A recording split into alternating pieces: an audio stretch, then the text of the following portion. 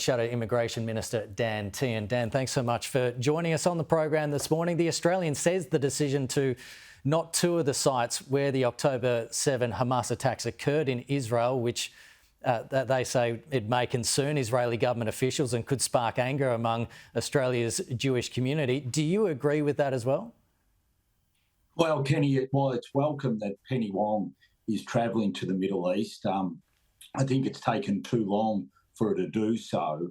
She has to get the balance right, and it's very hard to see how she's going to get the balance right if she doesn't travel to the sites where those heinous Hamas massacres took place. And so I think, the Parliament would say to Penny Wong, please take a little bit of extra time and go there, because it's incredibly important on this mission that you get the balance right. And it's important for social cohesion back in Australia. And I think she should take some extra time and make sure she visits those sites. Then she's had a comprehensive visit. Without that, she hasn't had a comprehensive visit. Yeah, I believe it's about a 90-minute drive from Tel Aviv, and I understand that there are time constraints on this tour. But is it a missed opportunity? Because wouldn't Israel more likely be willing to listen to what our Foreign Minister has to say if she saw firsthand what happened in Israel last year?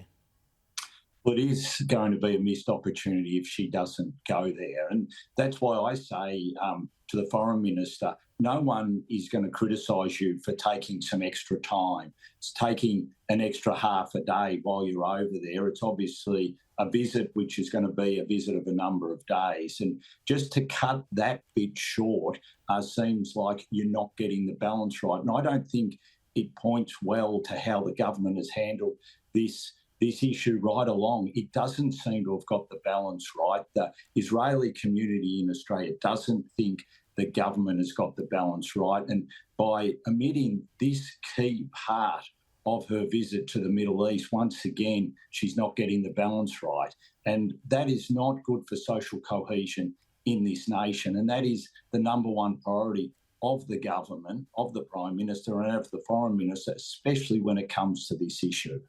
Over the weekend, we saw the Taiwanese elections where the incumbent DPP party was elected again, which is said to be an embarrassment for China.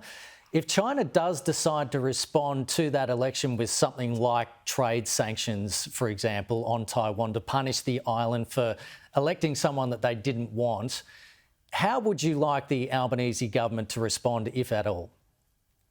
Well, first of all, it's wonderful that democracy is allowed to act and allowed to speak in Taiwan, and it was a free and fair elections, and I think right across the international community we should welcome that.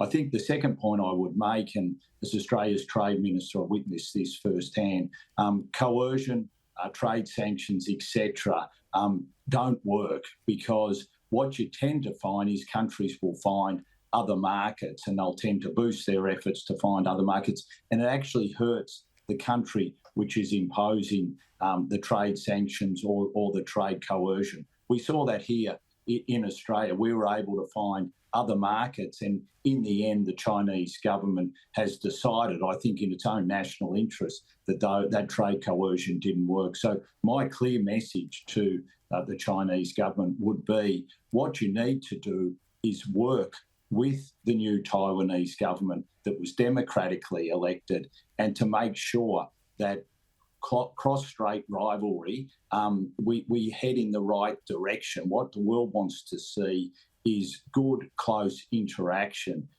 between both Taiwan and China. The world, or Australia and the majority of the world, has a one China policy. What we need to see is that policy work in a way where we have a peaceful approach, not one where you're looking for some sort of military or trade actions that we think are counterproductive to the long-term interests of both China and the people of Taiwan.